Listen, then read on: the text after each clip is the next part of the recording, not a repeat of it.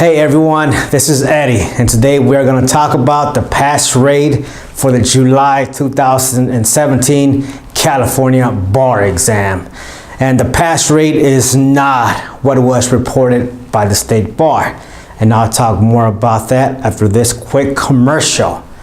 So I've written the book 1440, the Advanced IRAC Techniques, and it has been updated for February 2018. So if you're taking the exam, or if you know someone that is taking it, share this link with them. By the way, congratulations to all those who passed the July 2017 bar exam. Now let's get back to the main story.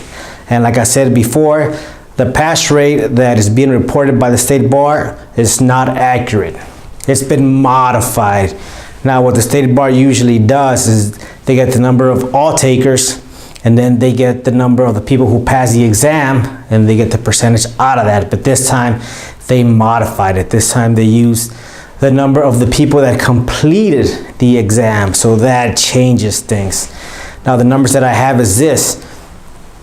So using the number that was used previously, all takers, we have for July 2017, we have the number 9,837. And out of that number, 4,236 examinees passed. So the pass rate is about 43.06%. Now in July 2016, you had 7,737 of all takers. And out of that number, 3,332 of the examinees passed. And that's about 43.06. So as you can see, there is almost no change there. Now, disclaimer time. Now the number that was used for all takers for July 2017 has not been confirmed by the state bar. That was a preliminary number, and it was used by various sources such as law.com, but until the state bar releases the actual number, then there's a bit of uncertainty there. And other newsworthy events surrounding the July 2017 exam. You had a record number of applicants. And I think that happened for two reasons. Number one, they said, okay, look, the exam is going from 3 days to 2 days. And I think, okay, in people's minds, right, it's easier. And the second reason was because there was talk about the cut score being lowered. And that got a lot of people excited. That did not happen, of course.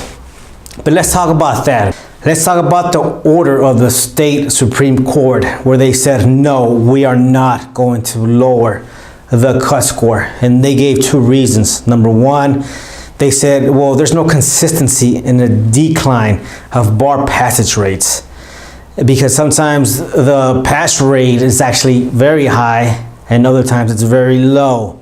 So they said, hey, you people complain, you people meaning the deans of the law school, the state bar, they complain when the bar passage rate is low, but no one complains when the bar passage is relatively high. That was one of the reasons. And the second reason was this, was that the state bar, in their final report, they cannot give an explanation as to why they were reporting that there was a decline in bar passage rates. So the state Supreme Court said this, something to this effect. We are going to suggest that the state bar and that law schools, that they work cooperatively to examine the law school curricula and the teaching techniques. And see, that's something that I've been saying all this time. Now let's talk about law schools. Now I don't mean to degrade law schools. In fact, I want to help. So hear me out. Now, law schools do not adequately prepare students to pass the bar exam for two reasons. Number one, because law schools do not focus on IRAC. The most important part of IRAC is the analysis. And to break that down even further, it is the written analysis. And that is something that law schools do not teach. What do law schools teach? They teach you how to debrief a case, which is not even tested at the state bar. So a student will spend all this time, all this energy on the facts of this case, on the rule, but nothing on the analysis, nothing on the written analysis. And the second reason is the teaching techniques that law schools use. By the way, that Socratic method is not really the Socratic method. Look into that. Students learn almost nothing when it comes to lecturing. When someone hears another person just talk and there's no engagement there. Because think about it, to write in a lawyer-like manner, that does require a skill, and a skill takes practical application. So the curricula focuses on lectures and reading, but the learning curve there is very low. So law schools, you have to re-examine the way that students are taught. Let me talk a bit about the law of cause and effect. When you are cause, that is more powerful than being effect, because the effect is the receiver side. So whatever content comes from the cause, it goes to the effect side. And if the cause is weak, and then the effect is going to be weak too. So if you're taking the February 2018 exam, I want you to be the cause. I want you to be the thinker. I want you to be the creator. And you're going to say, okay, I learn better this way. I learn better through practical application. And I'm going to stick to this schedule. You're going to be the cause, and you're going to see how your scores are going to substantially increase.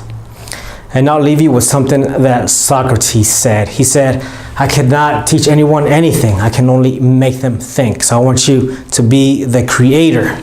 I want you to be the thinker. And I want you to be the cause. So I hope this information helped. I wish you all the best. Until soon.